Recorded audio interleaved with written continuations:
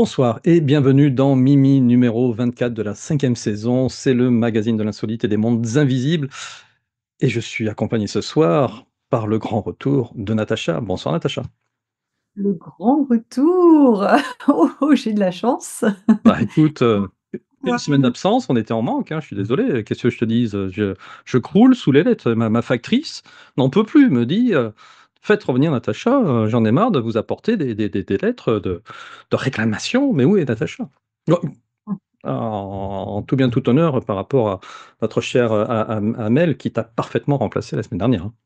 Oui, Amel, elle est super, donc merci à Amel et bonjour à tous les amis mimes. J'espère que vous êtes aussi heureux que je le suis de vous retrouver et j'espère que toi aussi, Antoine, tu es très content de me retrouver, que tu me feras pas un super bêtisier comme d'habitude, n'est-ce pas? Non, rien cette fois-ci. Ça sera bip, voilà, Ouais, eh bien, les amis mi et moi, on te surveille, je te préviens. d'accord. Je vais rester à carreau cette fois-ci et on va directement entamer sur nos 2 sujets du soir. Sujet d'actualité, qui en ce moment, je ne sais pas si vous avez remarqué les amis mimes, mais alors ça inonde la toile.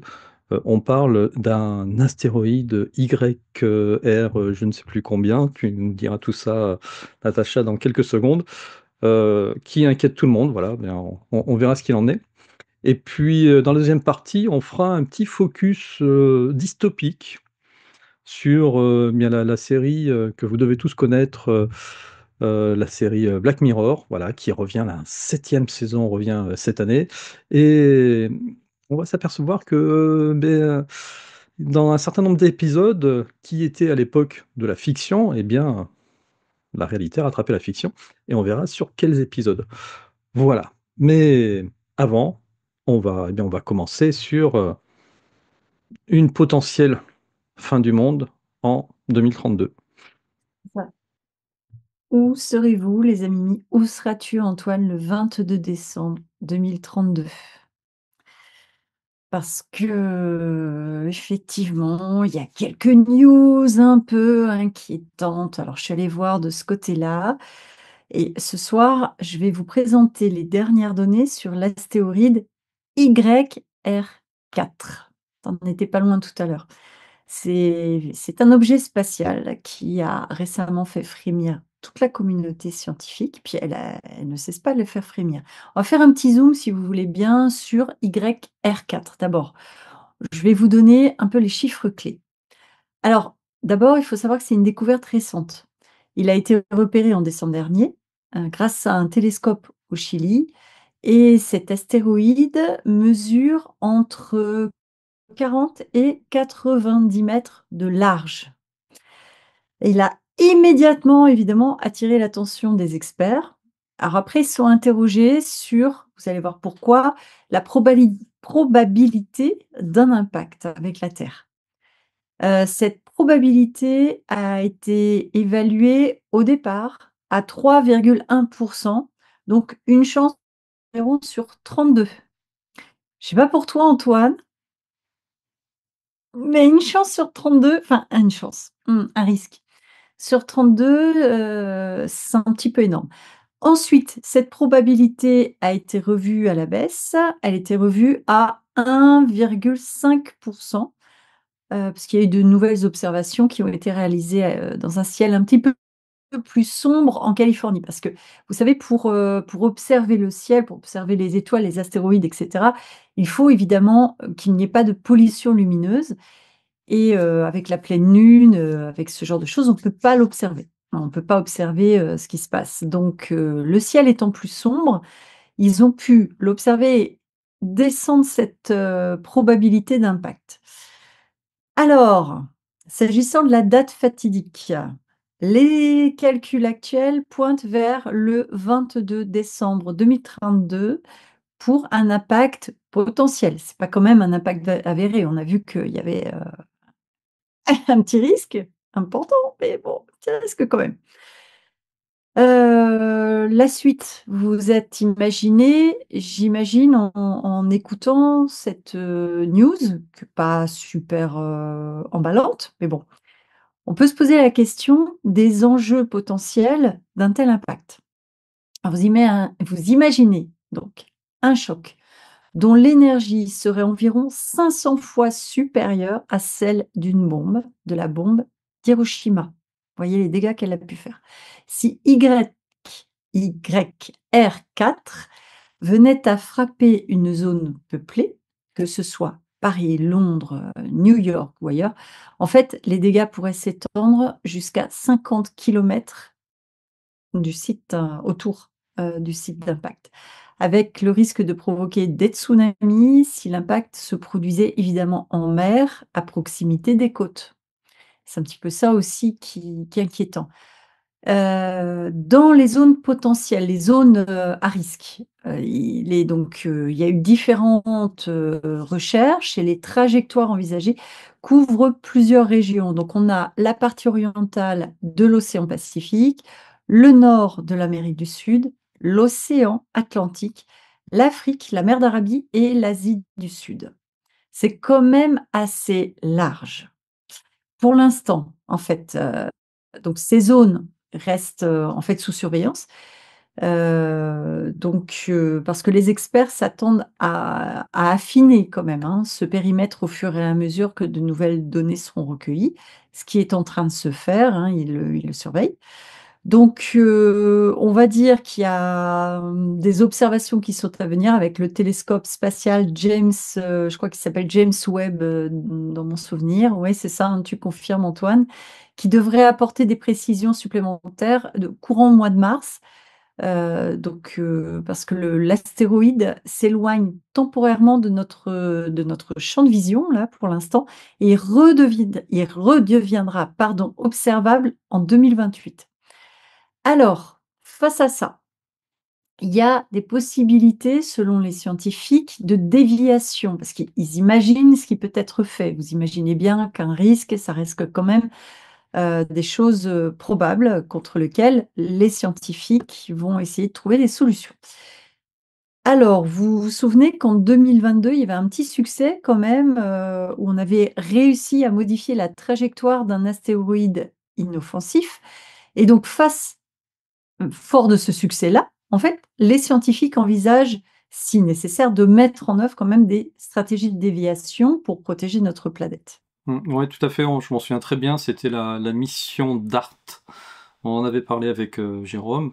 Il l'avait envoyé, c'était relativement loin, hein, on va dire aux confins du système solaire, pour que, alors c'était un satellite, ou une fusée, je ne sais plus quoi, en tout cas, quelque chose qu'on avait envoyé vers ce géocroiseur, pour qu'il se pose et qu'il lui donne juste une petite impulsion pour dévier sa course. Et effectivement, on avait reçu les images jusqu'à l'impact, en fait. Oui, alors quand je dis il se pose, c'est qu'ils viennent se scratcher de façon à pouvoir, grâce à l'impact, dévier la course. Et ça avait été un franc succès, on va dire que là, ils avaient réussi à dévier la courbe la trajectoire du géocroiseur. Donc, comme tu le lis, c'est exactement, en tout cas, les scénarios envisagés sur ce genre de menaces. Parce qu'effectivement, tu as dit combien? 2,3%, c'est ça? Là, ce qui est Le risque aujourd'hui? le risque aujourd'hui, c'est 1,5. 1,5, ce qui reste quand même, C'est assez important. c'est assez important. Au départ, c'était 3,1%, Mmh mh. un risque sur 32. Là, c'est quand même énorme. C'est quand même énorme. Là, il l'observe et à force de l'observer, il calcule et il voit que ce risque diminue. Donc, mais 1,5%, ça reste un risque, c'est pas nul, hein, comme risque quand même, hein. Ce genre de choses, c'est quand même un risque qui est exceptionnel, mais il est surveillé. Do Les probabilités d'impact pour des objets de cette taille sont habituellement, inférieures à 1%. Alors, évidemment, le risque de 1,5%, ça reste le plus élevé, même si ça a baissé. C'est le plus élevé jamais enregistré depuis plus de 2 décennies de surveillance. C'est quand même énorme. Et bon, il y a beaucoup d'experts, qui restent vigilants, mais évidemment, ils sont aussi rassurants parce que c'est pas non plus un risque de 50 60. On est à 1,5. Mmh. Alors, pour nous, le grand public, ce risque reste assez hypothétique et moi je me suis posé des questions face à l'attitude, des gouvernements, en me disant: «Tiens, qu'est-ce que fait d'habitude un gouvernement ou les gouvernements?» Ça dépend desquels, ça dépend des pays, pour rassurer la population face à des menaces potentielles, telles que cette possible, collision en fait, hein, d'astéroïdes sur la Terre. Est-ce que tu le sais toi, Antoine, ce qu'ils font à peu près, nos gouvernants? Non, honnêtement, je pense que je suis pas sûr qu'il y ait un vrai plan de quoi que ce soit, parce qu'effectivement, en fonction de la taille de l'objet qui viendrait s'écraser, ça équivaudrait à je ne sais plus combien de bombes thermonucléaires, je crois que c'est plus de 300 fois, celle d'Hiroshima. De toute manière, si ça tombe sur une zone à proximité, beh, il y a rien à faire, au pire, il faudrait aller de l'autre côté de la planète, par rapport à l'endroit où ça va tomber. Non, à part peut-être les Américains, les Russes qui ont des grands plans, sur ce genre de choses. Les Américains ont même des plans, anti-zombies, hein, au cas où il y aurait Ah non, ouais? ouais, ouais, c'est sérieux. Sérieux? Ils ont un plan au cas où il y aurait une maladie qui transformerait l'humanité en zombie, au cas où il y aurait une invasion de zombies, ils ont des plans pour pouvoir lutter contre les zombies. Bon, voilà. Blague à part, mais c'est vrai, hein. Mais blague à part, non, je j'ai pas connaissance de plans. Non, en fait, c'était juste, par rapport à la façon dont ils communiquaient, tu vois? Dans la prévention de la panique, le maintien de l'ordre public, la préservation de la confiance envers les institutions, tu vois? Je me disais: «Tiens, qu'est voilà, je me suis dit: «Qu'est-ce qu'ils font dans les moyens de communication, par exemple, pour apaiser les craintes?» Alors j'ai regardé, mais vaguement, hein, très, très vaguement, c'est les amis qui m'écoutaient, vous pourrez écrire, un petit peu vos connaissances là-dessus. Moi, j'avais vu que les autorités, pour la transparence, par exemple, ils visent la transparence, dans la diffusion, en tout cas, c'est ce qu'ils disent, la diffusion, d'informations précises. Donc les autorités peuvent organiser des conférences de presse régulières pour partager les dernières données, tu vois? L'évaluation des risques. En fait, ils vont communiquer. Ils vont faire appel à des scientifiques reconnus pour expliquer les mesures prises pour renforcer la crédibilité, en fait, des messages officiels. C'est ça qu'ils font. Et puis, ils vont mettre en place, bah, comme tu l'as dit, hein, des plans d'urgence, ils vont présenter les stratégies, les protocoles d'intervention en cas de scénario défavorable et donc ils vont organiser ce genre de choses pour, mettre en place des stratégies, concrètes, pour protéger la population. Oui, Heu, alors la protéger, je suis pas sûr que ça la protège, je pense que ça va être surtout du blabla. oui, Ça mais c'est ce que sera je voulais te ça sera surtout pour ne pas créer de vague de panique avant la panique, c'est tout. Ça s'arrêtera là et puis après advienne, ce qui adviendra. Non, mais écoute, notre meilleure chance reste encore aujourd'hui effectivement sur la technologie et le fait qu'ils puissent dévier ce genre d'astéroïdes. Mmh. Parce que tu sais que c'est pas le pire. Est-ce que tu avais entendu parler d'Apophis? Oui, j'ai 2036, entendu Apophis. parler. Mmh. Ouais. Et son risque était initialement, la risque de collision estimé, je crois, à 2,7 en fait. Mmh mh. Oui, et c'est en Je 2009, hein, je crois qu'il En a 2036, Apophis. C'est lui Apophis, c'est, ouais, te 2036? oui, ouais, ouais, c'est sûr. Hop, regarde, je partage. Tu vois, oui, Apophis, effectivement, c'est 2036, mais ça fait longtemps qu'ils en parlent d'Apophis, hein, Oui. Mmh. ça fait longtemps qu'ils en parlent, et puis alors le risque avait été, au début des années 2010, il était très, très grand, même supérieur à 3. Ah ouais, non, Et c'était pas d'accord. puis OK. ils l'ont baissé petit à petit. Donc là, aujourd'hui, je sais pas à combien ils le Ouais, c'était combien au début alors? Parce que moi j'ai 2,7, au tout début, c'était plus que ça. C'était, Oh, On était morts. On était voilà. ouais. On était morts, bon Mais ben, non, mais là, cet article-là, non, ne parle pas du pourcentage.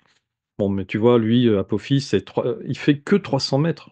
300 mètres, mmh. c'est pas énorme en réalité, hein, Tu vu combien il fait? mais ouais. Celui, 30 mètres, t'as dit, c'est ça? il mesure, entre 40, et 90 mètres de large. Ouais. Alors, par Ouais. contre, je crois, Natacha, qu'on a quand même un protecteur naturel Eh bah, qui tu vas nous en parler. potentiellement pourrait nous sauver. Eh bien, c'est notre petite lune. Mmh. Parce que, selon les dernières données de la NASA, eh bien, le risque pourrait être encore inférieur à 1,5 grâce à la Lune. Parce que la Lune, elle a aussi un pourcentage de chance de capter cet astéroïde et de prendre l'impact avant que ça soit la Terre qui ne prenne cet impact. Voilà. Et donc là, je crois que la Lune, il disait 0, ouais, voilà, tu vois. Les calculs actuels estiment la probabilité à 0,8%. Mais ces probabilités, elles changent tout le temps, comme tu le disais tout à l'heure, l'astéroïde va sortir de notre champ de vision et d'études, et puis quand il reviendra, on aura peut-être plus de chances de mieux estimer, etc. Bon. Donc, toujours est-il qu'effectivement, c'est quelque chose à surveiller. Bah, alors, du coup, la réponse, où serez-vous, le 22 décembre 2032? Bah, la réponse pourrait peut-être se jouer dans le ciel, mais Dans mon on se jardin. demande, dans ton jardin, en train de regarder. Ouais, bah, écoute, Ça vient sur tu vois. moi, mince, que laisserai Voilà. que laisserai-je au monde? Bon. Au moins 500 vidéos, Ouais, toi, ouais. voire plus. Et ça, on va en parler dans quelques instants. Une très bonne transition grâce à Black Mirror. Mmh. Mhm. Alors, Black Mirror, est-ce que tu connais Natacha? On m'en avait parlé, on m'a dit: «Regarde cette série». J'ai regardé le premier épisode et en fait le début du premier épisode et je n'ai pas pu continuer parce que c'était un peu stressant pour moi. Je suis une petite sensible, D'accord, voilà. d'accord. Bon, et vous les amis, qui ne connaît pas Black Mirror? C'est surtout ça la question qu'il faut poser dans ce sens-là. Allez, on va faire un petit partage et puis on va vous rappeler ce qu'est Black Mirror. Alors, Black Mirror, déjà, c'est une série qui a été créée par Charlie Brooker en 2011 et il y a eu 2 saisons entre 2011 et 2014 avant qu'elle ne soit rachetée par Netflix et diffusée, depuis 2016, donc depuis la 3e saison sur Netflix. Et à partir du moment où elle était sur Netflix, c'est là où elle a pris vraiment un très, très grand essor. Donc c'est une série, dystopique. Il n'y a pas beaucoup d'épisodes, hein, chaque saison. C'est une série, dystopique, dont le héros, c'est le miroir de votre téléphone et puis, in extenso, on va aller sur l'intelligence artificielle et puis, toutes les dérives en fait qu'il y a par rapport à l'image, de façon très très, très générale. Et donc, cette 7e saison, a été annoncée, pour 2025, un retour sur Netflix en 2025. Donc on attend vraiment avec impatience, l'arrivée de cette, 7e saison. Par contre, on sait que c'est 2025, mais on n'a pas encore la date exacte, hein. J'ai cherché un peu partout. Je vais pas pouvoir vous l'annoncer, ce soir. Ça a toujours pas été, divulgué par Netflix, mais une chose est sûre, c'est que ça revient cette année avec 6 nouveaux épisodes. Et là, je suis tombé sur un article assez intéressant finalement sur, Ça m'intéresse. C'est un article de Rémi Capra-Brocard qui se pose la question: «Vivons-nous dans un épisode de Black Mirror?» Parce qu'effectivement, même si, Black Mirror présente des univers dystopiques, à un moment donné, la réalité peut tout à fait rattraper la fiction. Et on va faire un petit focus sur, un certain nombre d'épisodes que du coup tu ne connais pas, Natacha, et puis tu vas me dire ce que tu en penses et si effectivement tu vois un rapprochement avec, avec notre, réalité à nous. Alors, par exemple, si on commence par l'un de mes préférés d'ailleurs, c'est le Be Right Back, l'épisode premier de la saison 2, qui met en scène une femme qui utilise une intelligence artificielle pour ramener à la vie son compagnon qui est décédé. Et grâce à toutes ces traces, ces données numériques qu'il a laissées sur Internet, entre les Facebook, etc., euh, il y a une société qui a créé un moyen de modéliser une espèce d'intelligence artificielle qui reprend bien toutes les émotions, les, les tics, les mimiques, les pensées, etc. de la personne. Et là où ça va un peu plus loin, c'est que derrière, ça va l'intégrer dans une espèce d'humanoïde artificiel qui va du coup pouvoir, une espèce de robot androïde, qui va prendre l'apparence physique de la personne décédée, bah, grâce à de l'impression 3D, de peau, etc. Et surtout, qui va prendre ses pensées, ses idées. Alors, qu'est-ce que tu penses Et de ce concept? ah, c'est énorme, beaucoup de choses. La première, c'est que j'ai beaucoup travaillé, sur, le pervers narcissique. Tu vas vite comprendre ce que je suis en train de raconter parce que là, je suis sûre que tu vois pas le lien. Le pervers narcissique, figure-toi qu'il, qu'il développe ces mécanismes qui sont des mécanismes de défense. Alors pour tous ceux qui me suivent, c'est sur ma chaîne, en fait, vous avez mes vidéos, sur le pervers narcissique avec, des interviews, en fait, Bruno Dubos, Jean-Charles Bouchou. Et donc moi, j'ai écrit des articles là-dessus. Il faut savoir que le pervers narcissique, son gros problème, c'est qu'il ne peut pas faire le deuil. Il est dans un déni. Or, le processus de deuil, parce que c'est un processus, passe par l'acceptation. Et là, ce que tu me racontes, je pense beaucoup de choses à ce propos et je vais te dire la suite de ce que je pense. C'est que déjà, effectivement, pour faire un deuil, quand on vit la perte des gens qu'on aime, c'est extrêmement douloureux de faire le deuil de leur absence, de leur présence, je veux dire, d'accepter de vivre avec l'absence. Ça ne veut pas dire qu'on se plaît dans l'absence de ce qu'on aime, ça veut dire qu'on accepte de vivre avec ça et qu'on va accepter de vivre toutes les sensations physiques, toutes les émotions qui sont reliées à ça. Or, ça me fait penser que notre société est une société qui potentiellement peut effectivement arriver à ça. Et dernièrement, je regardais des choses sur Instagram. Je suis très, très peu réseaux sociaux et j'ai publié des petites choses sur Instagram et j'étais en train de regarder ce qu'on me proposait, parce que je prends le pouls de la société de temps en temps. Et à un moment donné, je tombe sur une vidéo, de Boris Cyrulnik. Je me dis: «Tiens, j'aime beaucoup Boris Cyrulnik». C'est toujours dans la psycho, hein. Boris Cyrulnik, c'est une personne qui a popularisé le concept de, résilience. Vous connaissez tous la résilience, bah, ça vient de Boris Cyrulnik. C'est pas lui qui l'a créé, mais c'est lui qui l'a popularisé. Et j'écoute ce qu'il dit, puis alors là, je me dis, ce qu'il dit, non, c'est pas possible, ça peut pas être lui qui le dit. On voit son visage, on entend sa voix, mais pour moi, c'est impossible que ce soit lui. Alors, le visage ne correspond pas à ce qui est dit, en revanche. On a des images de Boris, mais on a une voix de Boris Cyrulnik.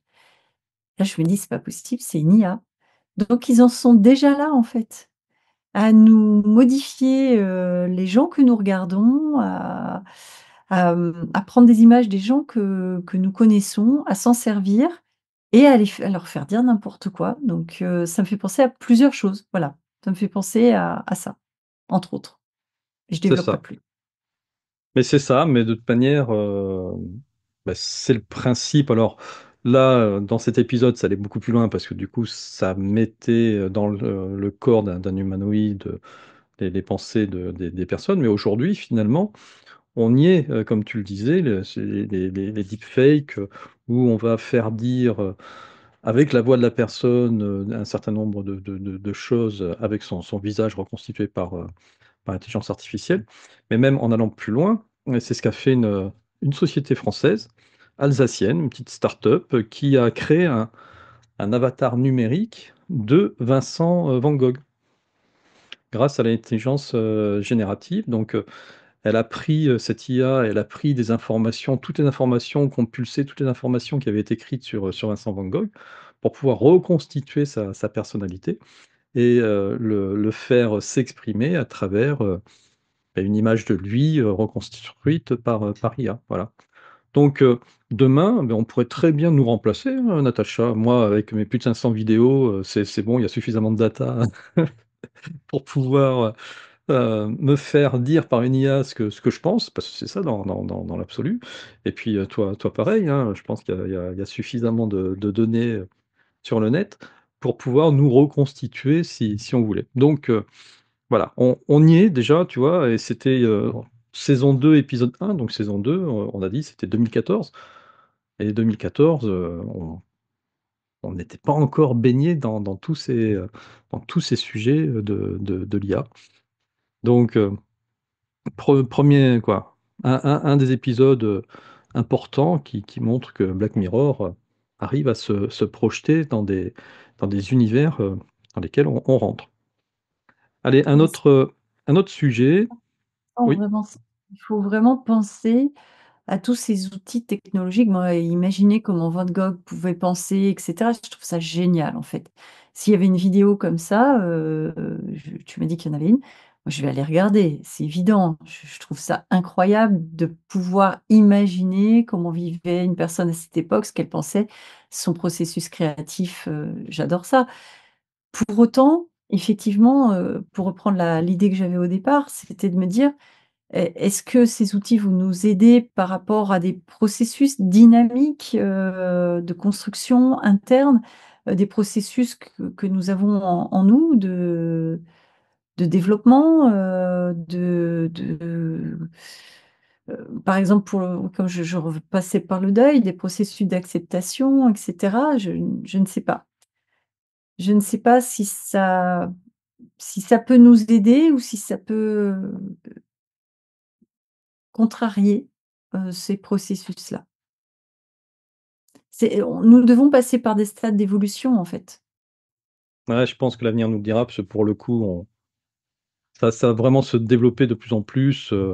Là, pour le moment, c'est les balbutiements, mais il y aura des startups qui viendront te proposer, effectivement, de te reconstituer ton mari disparu, ton enfant décédé, même ton chien. C'est peut-être même par ça que ça va commencer, tu vois? Faire, créer des animaux holographiques virtuels, à partir des photos de tes animaux de compagnie, disparus, et tu vas voir. Bon, tu sais qu'en Corée, ils sont capables de te tu sais qu'ils font Et ils font des clones logiquement, donc c'est ouais. ça. Mais le clone n'est jamais complètement identique, hein. Non. C'est un quand même, tu le génie de la vie qui se met là-dedans, hein, et Mmh qui mh. modifie. Oui, alors que là, c'est vraiment l'objectif, c'est vraiment encore une fois de reconstituer la psyché, le schéma de la personne. Mmh.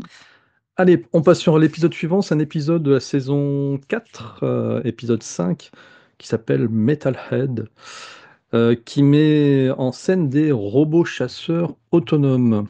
Alors, le petit speech, hein, de ce Metalhead, c'est c'est 3 personnes qui, vont, alors on ne sait pas trop à quelle période on est. On sent que c'est soit post-apocalyptique, ou en tout cas une période où il y a de la haute surveillance, il y a de la rébellion, voilà.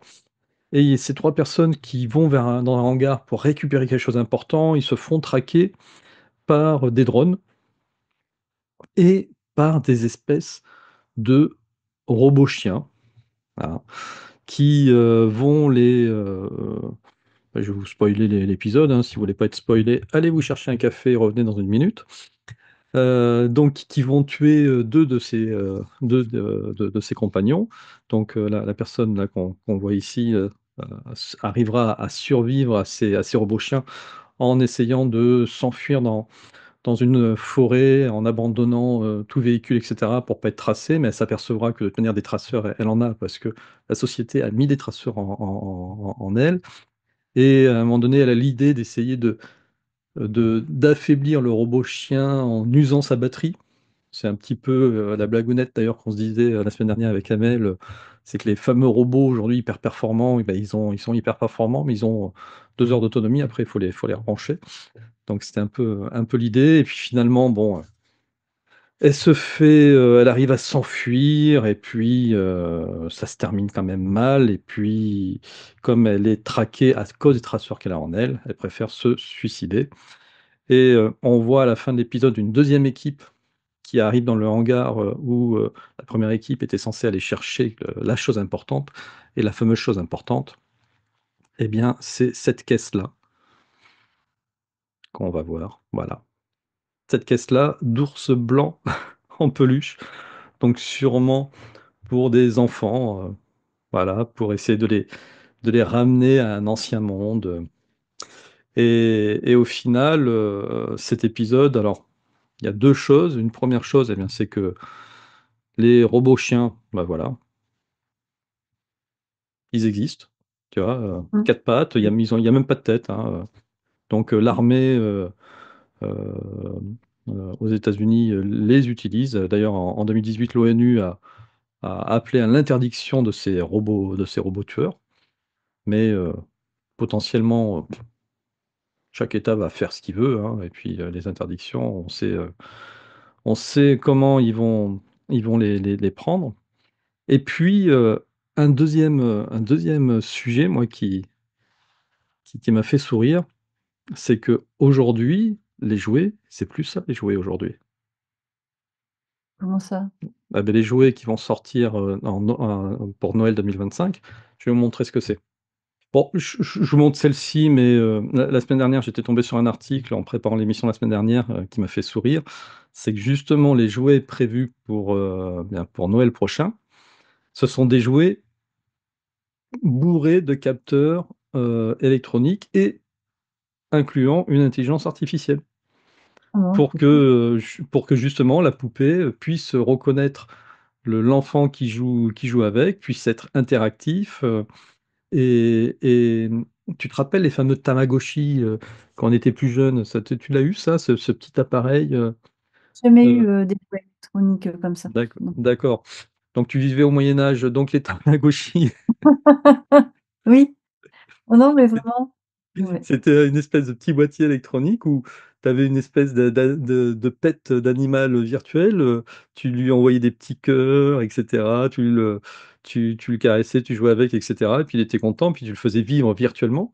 Bien aujourd'hui, c'est des Tamagotchi mais en 3D, donc avec une intelligence artificielle, avec, une robotisation et puis, si vous regardez sur internet, vous allez trouver des vidéos, alors ça se passe en Chine pour le moment, hein, de Chinois qui jouent, qui ont même plus d'amis. Ils s'en foutent parce qu'ils ont leur ami peluche qui leur répond, qui discute avec eux, qui mais comme si c'était un véritable ami, humain, on va dire, parce que il la peluche va lui poser des questions, l'autre va répondre, c'est voilà, c'est la folie. On va vers un truc complètement fou.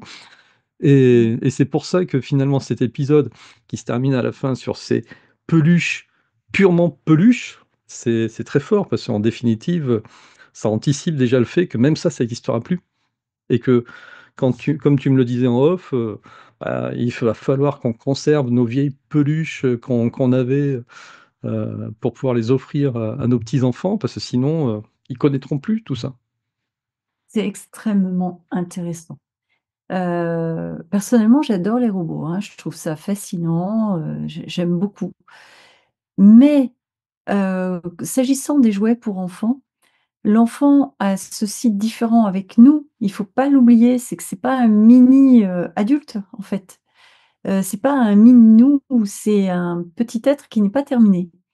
Donc il a alors le cerveau déjà n'est pas, bon, il est en constante évolution. Il y a ce qu'on appelle la plasticité cérébrale.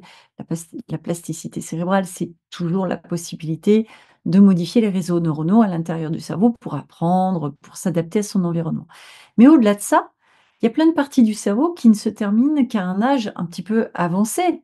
Je ne sais pas si tu sais ça, Antoine, à quel âge à peu près le cortex, le préfrontal là, est terminé, c'est toutes les zones est terminées en dehors de la plasticité cérébrale. Tu le sais ou pas? C'est pas 5 ans? Combien? 5 ans. 25 ans. 25 ans? Mince. 25 ans. Et un enfant donc se construit dans l'environnement dans lequel il est. À partir de là, un enfant, il faut savoir qu'il y a des zones, qui dans le cerveau qui tu vois, les connexions qui se font, qui aident à la créativité. Et un enfant qui a en face de lui un jouet qui ne parle pas, c'est un enfant qui peut projeter sur ce jouet ce qu'il a en lui. Il peut interagir, imaginer, développer sa créativité, mais également, guérir aussi, apaiser certaines souffrances qu'il peut vivre avec, des moments de sa vie dans des moments de sa vie avec les copains, à l'école et cetera. Et il peut se rassurer. Un petit jouet robotique, tout sachant que moi je trouve ça absolument fascinant et vraiment marrant. Mais je ne sais pas si tu connais les études, malheureuses et difficiles des petits singes qui ont été privés de maman et des petits singes ont été mis en contact avec une mère de substitution en fer, à qui on donnait donc cette maman en fer, en fait, c'était pas un robot, hein, c'était une construction en fer qui ressemblait un peu à une maman singe qui était nourrissante, donc elle donnait, du lait et d'autres singes ont été donc privés de maman et on leur mettait, non, c'est pas d'autres singes, je sais plus, c'est dans le même truc. En tout cas, il y avait aussi cette possibilité d'avoir la maman, peluche. Et ben, le singe, lui, il allait se nourrir sur le truc, heu, d'acier pour, se nourrir, mais ils allaient se câliner à la maman peluche et ces singes qui avaient la possibilité d'avoir cette maman peluche se développaient mieux que les singes qui n'avaient pas la possibilité d'avoir la maman peluche. Mmh. Bah oui, Ne hein, rem tu envie de le câliner lui là, ne ce ce remplace ce ce ce pas. toutou-là? Beh, c'est ça, en fait. Nous, dans notre société actuelle, on a, on malheureusement, nos rythmes, parfois, sont amenés à ce que les enfants, ne soient plus avec leurs parents, en tout cas suffisamment de temps. On apprend aux parents à les laisser pleurer et cetera. Ce qui pour ma part, je suis désolée, je vais peut-être en choquer plus d'un, mais en fait, ce n'est pas bon. Il faut vraiment avoir le contact physique. Les enfants sont des petits êtres, qui se développent comme les petits bébés singes au contact de leurs parents. Au contact ou alors de gens, en tout cas, qui les aiment et qui les aiment réellement, hein, qui et ça, quelle société on est en train de fabriquer, en fait? Très On est bien. en train il y a plus Ouais. de nature, il y a plus de ça, bon. Mmh mh et puis la prochaine histoire, elle va pas te rassurer encore Bon, plus. bah, déjà là, On revient à la saison 1, l'épisode 3 de la saison 1 qui s'appelait The Entire History of You, où là le pitch est assez simple, hein. On est dans une société moderne, où, on a, la possibilité d'enregistrer tout ce qu'il y a autour de nous. Donc, au niveau des yeux, on a des capteurs, des caméras et qui enregistrent tout dans notre cerveau. Donc on a dans notre cerveau un implant, qui permet de stocker, toutes les vidéos et cetera, et puis tu peux revenir comme ça sur des moments de ta journée et puis, tu peux même partager avec ton partenaire, ces implants vidéo. Donc là, toute l'intrigue, alors je me rappelle plus trop de cet épisode parce que là, je l'ai vu il y a très, très longtemps, mais je crois que toute l'intrigue, c'est que l'un des personnages, pense que, sa femme le trompe et du coup, Heu, essaye de revoir un petit peu, la journée, qu'il a passée. Ah bah tiens, c'est l'actrice, la dernière actrice qui a joué dans Doctor Who, elle. Et alors je me rappelle plus de la chute, hein, vous le regarderez si ça vous intéresse. Mais une chose est sûre, c'est que moi, ça m'a carrément fait penser à un sujet qu'on a évoqué il y a quelques nuits de cela, tous les 2, c'est, le fameux implant Neuralink d'Elon Musk.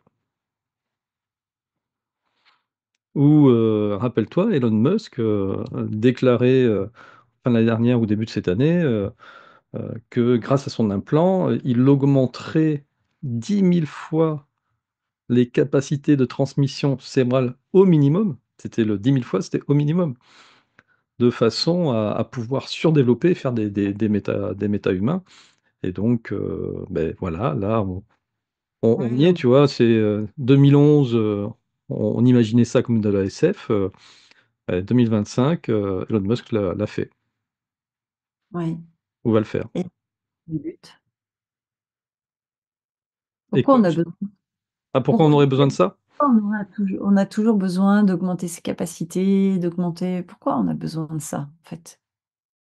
Qui Et c'est le syndrome, Superman. ouais, ouais, ouais, ouais, ça doit être lié, Regarde, je vole.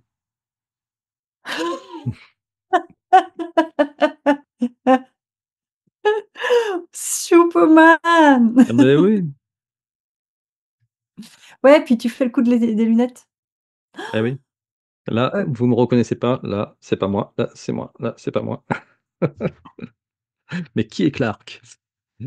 Exactement. Donc, oui, bah, c'est ça, ça sera pour, ça sera toujours pour des raisons, souvent, médicales à la base, hein. Là, ça va aider à soigner les pathologies comme la maladie de Parkinson, donc effectivement, ce sera intéressant, mais après quid?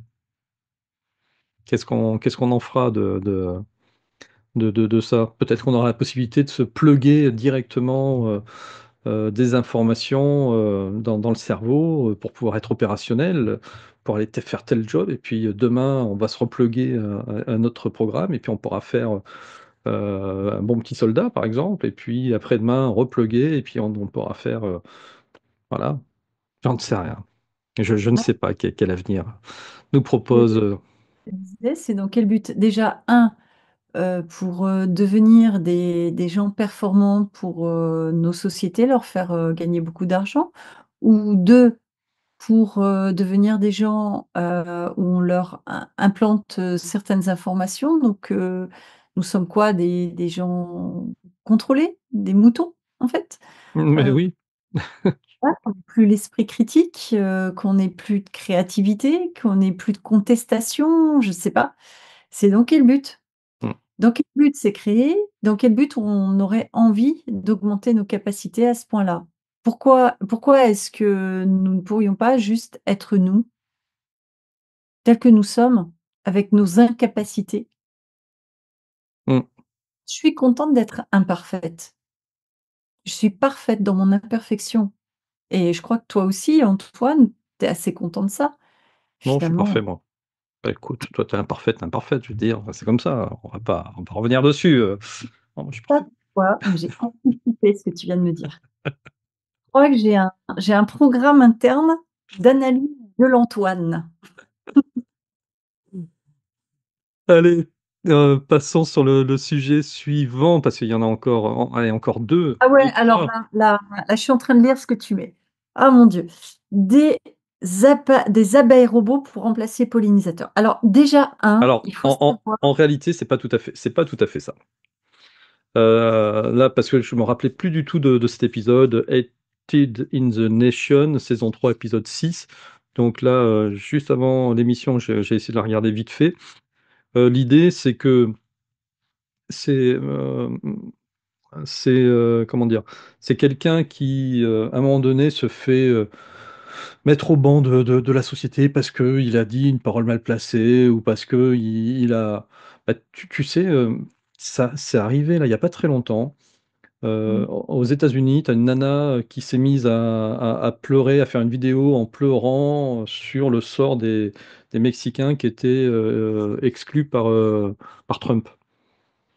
Et je sais pas pourquoi, ça a fait un buzz négatif aux États-Unis, Ah où bon? elle s'est fait bâcher de partout, en disant, en la conspuant, en disant que c'était des fausses larmes, que c'était surjoué, qu'elle n'avait pas à faire ça, etc., etc. Et donc, on est tout à fait typiquement dans ce genre d'épisode où, pour une raison quelconque, tu as quelqu'un qui est mis au banc de la société.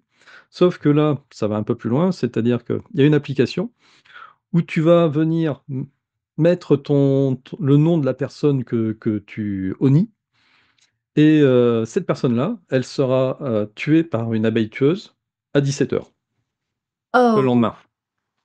Et donc, ça commence comme ça, où c'est une première personne qui est tuée, une deuxième, une troisième, et puis les enquêteurs s'aperçoivent il y a quelqu'un qui gère ces abeilles tueuses, et qui, derrière, il y a un site qui vient justement lister les personnes à «abattre» entre guillemets, mais c'est pas forcément des méchants, ça peut être monsieur, madame, tout le monde, tu vois? Mmh. Si, finalement il y a plein de personnes, qui m'aiment pas, ils vont mettre mon nom, et puis, si je suis celui qui ressort sur le haut du panier, j'ai une abeille tueuse qui vient dans mon oreille et qui m'explose la tête. Voilà. C'est Donc à pas un moment très donné, les enquêteurs savent pas trop s'il faut en parler ou pas. Ils se disent: «Bon, on va peut-être, en parler à tout le monde pour dire: "Attention à ce danger-là, c'est pas un jeu, c'est qu'il y a des vrais gens qui meurent"», et patatras, ça fait l'action contraire. C'est-à-dire que là, au lieu d'être limité à 3000 personnes qui jouaient à ce jeu-là, eh bien, c'est tout le monde qui s'y met, et puis qui vont cibler tout le monde, et cetera. Alors j'ai pas eu le temps de voir la fin, donc je ne sais pas comment ça se termine, mais en fait, c'est très représentatif aussi de ça, de cette société. C'est-à-dire qu'on va mettre au banc, alors on va pas les tuer, mais on va mettre très facilement au banc quelqu'un qui aurait dit une chose de travers, ou qui aurait déplu, et cetera, et on va le massacrer socialement, on va le faire disparaître, et voire même, certains les pousser au suicide. Et c'est quelque chose qui arrive. Alors, le coup des abeilles, pour le moment, non, même si aujourd'hui l'armée, le DARPA a déjà créé des abeilles comme ça, des micro-abeilles robotiques qui sont capables de piloter, pour aller faire des actions d'espionnage ou autres. Mais c'était surtout le côté sociétal, tu vois, qui était mis en valeur. Et là, je te dis, typiquement, bah, ça s'est arrivé il y a pas 2 semaines. Je sais pas si vous l'avez vu, vous, les amis Mi. Je me rappelle plus le nom de cette actrice, américaine, mais alors elle s'est fait déchirer par tout le monde aux États-Unis. Ah ouais, non, je Voilà. vois ce que tu veux dire. Oh, c'est terrible, c'est terrible. Franchement, il faut quand même voir, le degré d'empathie que nous avons, hein, et de parce que C'est toi, ça. tu dis au départ, ce sont pas des gens méchants. Mmh. Ce sont pas des méchantes personnes, ce sont des gens, monsieur, madame, tout le monde. Bah oui, mais monsieur, madame, tout le monde, on a une responsabilité dans nos actes, dans nos paroles et dans nos pensées. Mmh mh. Tout à fait. Alors, il y a un autre épisode, mais alors là, je ne l'ai pas retrouvé dans cet article, mais moi, c'était un épisode qui m'avait, marqué aussi. Ah beh, c'est peut-être celui-ci.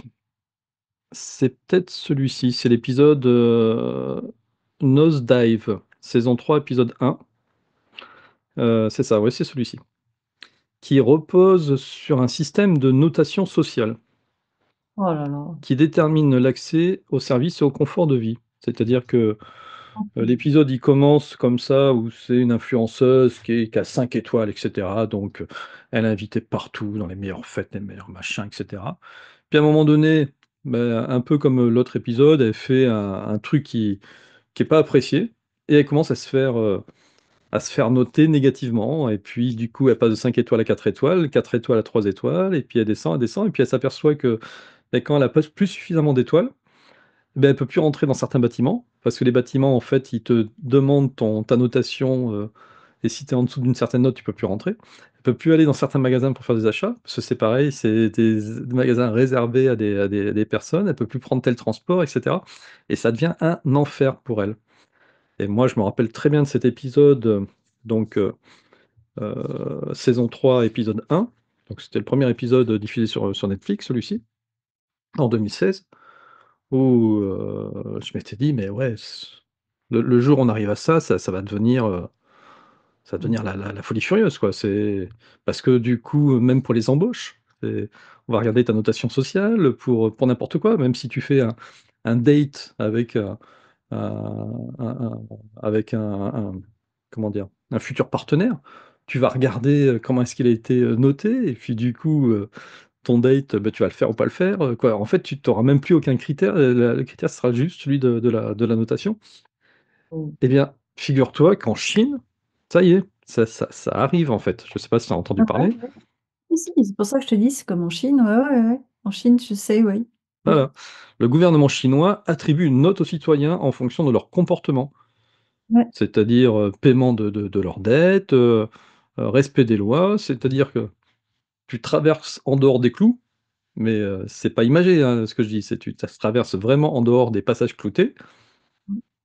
tu te prends une amende et en plus ta note, elle baisse. Et ensuite, bien, en fonction de ta note, eh bien, tu auras plus droit à certains services offerts par l'État parce que tu es un mauvais citoyen. Terrible pour moi. Ah! Ah, c'est terrible. C'est terrible. Et c'est ça qui fait peur, parce que là aussi on y va en plein dedans là. Ça Bah, commence par la attends, Chine et puis, demain ça sera on a le des reste du monde. systèmes de surveillance partout, sous prétexte de notre propre sécurité. Alors attention, j'ai vécu, moi, dans une période et un endroit où il y avait des attentats et je faisais partie du tout petit groupe qui était directement la cible. J'ai vécu en Arabie et en Arabie, on était des occidentaux à l'époque, hein. On était très, très peu nombreux et nous étions la cible. Donc je peux te dire que j'ai vécu l'enfer, la terreur, vraiment. J'ai eu très, très peur. Je suis revenue avec un beau stress post-traumatique d'ailleurs. Donc le coût de la sécurité par rapport à ça, ça me touche personnellement. Pour autant pour autant, je sais aussi que les moyens de surveillance, peuvent être détournés et peuvent servir non pas à protéger comme c'est dit vouloir le faire, mais à protéger les gouvernements. Parce qu'en fait, l'idée, c'est quoi dans la protection? C'est pas de protéger les citoyens, les gouvernements ne voient pas ça comme ça, c'est protéger le système. Le système ne doit pas bouger, en fait, et le système, ce sont les gens qui dirigent et ce sont, disons, les institutions qui se sont mises en place, qui sont pas forcément mauvaises. En France, on n'a pas non plus de mauvaises institutions, bien que ce soit pas totalement efficace, mais c'est mieux que la dictature, pour l'instant. Je vais pas pousser parce que là, je pars dans d'autres trucs où je suis en train de penser à la dictature aboutie. Avec le neveu de Freud, bref, et avec les systèmes de consommation. Mais en tout cas, je pars juste des systèmes de surveillance qui peuvent servir à nous surveiller et qui peuvent servir à montrer: «Tiens, celui-ci ne fait pas tout à fait ce qu'on demande. Tiens, celui-ci a manifesté parce qu'il n'était pas content. Tiens, nous avons attribué un système de points», j'imagine. Je vais leur donner des idées malheureusement, mais ils les ont déjà. Un système de points par rapport à la nourriture, au système de santé, ce genre de choses, quoi. Tu n'as pas assez de points, tu ne peux pas accéder à ton système de santé. Tu n'as pas assez de points, tu ne peux pas accéder à la nourriture. Comment tenir une population si ce n'est comme ça? Par la nourriture et la santé. C'est ça. C'est C'est ce qui arrive en Chine et c'est ce qui c'est exactement va et ce qui va arriver, aussi, dans nos contrées à plus ou moins long terme. bah, tu sais, durant la dernière période, cette période qui a vu, mettre en place, tout tu vois de quoi je parle? Je sais pas si Mmh. dire sur la chaîne. Non, on peut pas, sinon on se fait striker, mais vous voyez tous de quoi on parle. Ouais, cette période, il y a pas si longtemps, Mmh. moi, j'ai imaginé la raison d'être de ce qui était mis en place, en fait, et je me suis dit: «La raison d'être, c'est un contrôle». C'est un contrôle de la population par, justement de l'insécurité. La base, c'est l'insécurité, la peur. Ensuite, du coup, voir comment, les gens réagissent, est-ce qu'ils se font bref, voilà. Comment ils réagissent par rapport à ça, les diviser la société, parce que pour mettre en place des systèmes de contrôle, il faut toujours diviser. Donc diviser les gens, sur justement, faire ceci ou cela. Vous voyez de quoi je parle? Et finalement, après, mettre en place des systèmes de surveillance, oui. C'est ça. Et la sécurité sociale, les retraites, tout ça. Et les derniers systèmes de surveillance qui vont arriver, eh bien, Mmh mh. écoutez, et c'est pour ça que j'ai commencé cette, on va dire, cette rubrique par, Black Mirror. C'est le nouveau système qu'est en train de mettre en place l'AFP. Tu sais, l'agence pour la presse, qui, déplore comme beaucoup, hein, et qui a raison d'ailleurs de le déplorer, toutes les fausses, photos, montages truqués et cetera, où, finalement plus personne ne sait où donner de la tête, sur quelle photo croire, quelle photo est véritable et cetera. Et donc ils ont, inventé un système pour justement, on va dire, officialiser, ces photos. Le système, il est très simple, hein, c'est que, chaque photo, va avoir une identification, numérique sur la photo. Intégrée à la photo, c'est-à-dire que ça sera en filigrane sur la photo, mais tellement petit que tu pourras pas le voir, mais en tout cas, tu auras la signature numérique de la photo pour en montrer, beh, sûrement tout un tas d'informations, la date, l'heure, le lieu et cetera. Et le deuxième, donc ça déjà, ça va permettre d'authentifier les photographies. Et en plus, le deuxième mode opératoire, c'est que ces photos seront envoyées sur un serveur d'officialisation des photos, de façon à ce qu'il n'y ait plus aucune photo truquée qui soit utilisée, bien dans le cadre d'élections pour pouvoir truquer les élections, etc. Donc le principe, somme toute, est plutôt correct, hein. Là, le système de filigrane invisible est développé par la société Imatag. Voilà, donc ça marche déjà. D'ailleurs, j'ai appris, je fais une digression, j'ai regardé une série il n'y a pas très longtemps qui s'appelait euh, Les Agents de nuit sur Amazon Prime, et j'ai appris que sur les photocopieurs, les photocopies, il y a déjà ce système, c'est-à-dire que certaines marques de photocopieurs mettent une empreinte de l'origine du photocopieur dans l'image qui va imprimer. Ça se voit pas à l'œil nu, hein, il faut regarder sur un grossissement et puis savoir où regarder, et puis effectivement ça te donne l'identité du copieur, donc tu sais, c'est comme ça que le héros retrouve l'endroit où la photocopie a été faite, etc. Donc tout ça existe. Et pour faire le lien avec Black Mirror, un épisode de Black Mirror qui pourrait très bien fonctionner, eh bien, ce serait eh bien, justement de se baser sur toutes ces photographies officielles qui seraient donc qui permettraient de tracer finalement les gens grâce à une intelligence artificielle, de savoir qui connaît qui. Et je suis même surpris qu'aujourd'hui ça se fasse pas, ou en tout cas si ça se fait, c'est pas reconnu, c'est pas dit. Et tu vois, on pourrait dire, eh bien, Antoine, dans sa base de connaissances, il connaît à un premier niveau Natacha, et puis Natacha, dans sa base de connaissances, elle connaît à un premier niveau, je sais pas, on va dire Dimitri. Donc ça veut dire que Antoine connaît à un niveau 2 Dimitri, et eh bien, si Dimitri a fait quelque chose d'illégal, eh bien, on va remonter sur Natacha, on va remonter sur Antoine pour voir si tous ces gens-là sont pas liés, etc. Et avec ce système de photographie, donc du coup, qui serait tracé, qui serait stocké sur des serveurs, plus le fait que, bien entendu, on peut faire la même chose avec toutes les photos sur les réseaux sociaux, etc. On pourrait tout à fait cataloguer eh bien, toutes les relations de toutes les personnes, sur la planète, pour pouvoir, retrouver très facilement, eh bien, qui a fait quoi le jour où il y a quelque chose qui nécessite le fait qu'on puisse remonter sur, l'ensemble des personnes. Et ça, on va y aller là aussi, alors peut-être pas à cause de ce système, parce que déjà avec tous les systèmes de surveillance et cetera qui existent comme tu le citais, mais ça pourrait très bien être un sujet Black Mirror, de se dire que, ben voilà, on est tous liés, sur une base, et il paraît que de toute manière, entre nous et n'importe quelle personne dans le monde, il y a que 7 niveaux finalement d'interconnexion. Donc tout le monde se connaît à 7 niveaux d'interconnexion. Je pensais à ça en t'écoutant.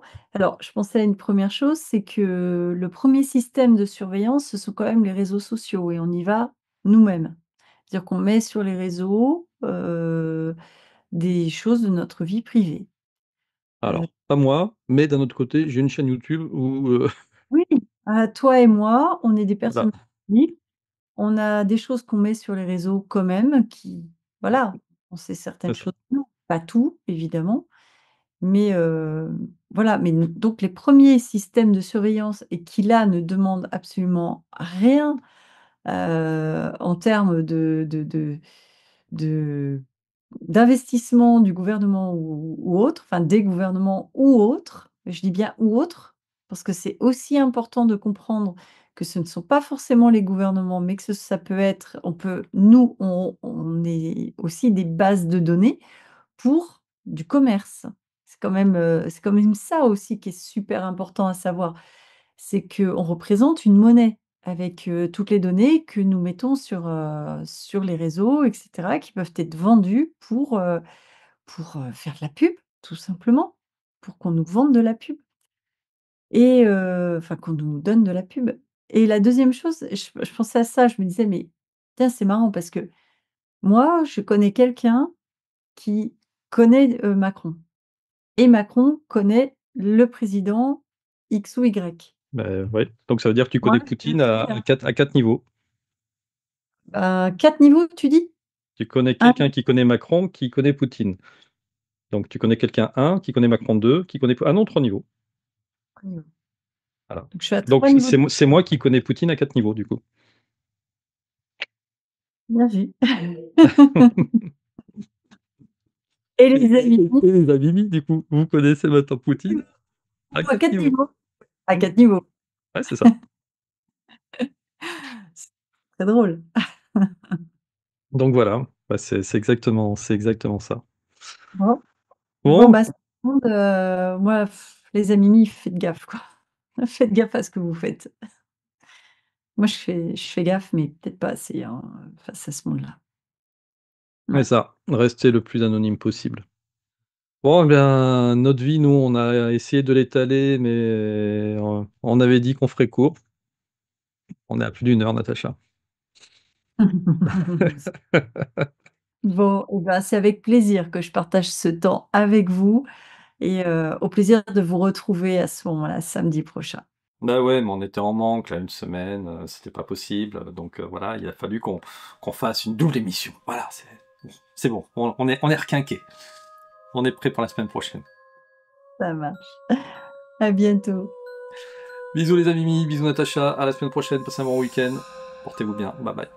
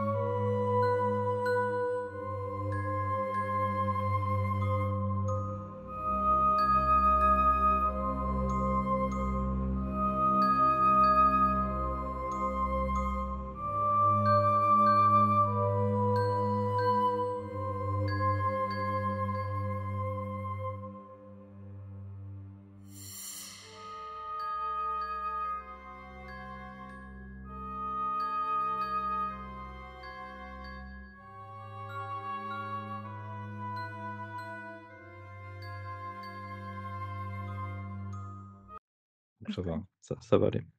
Non, ça va. Il y a juste un moment où j'ai un peu buggé, c'est tout. Voilà. Il y a juste un moment où tu as buggé? Bah, dire mon bug à moi. C'est mon truc là. Oh excuse-moi, je suis un vilain, je te tends la perche, c'est pour mon bêtisier. Merci Natacha.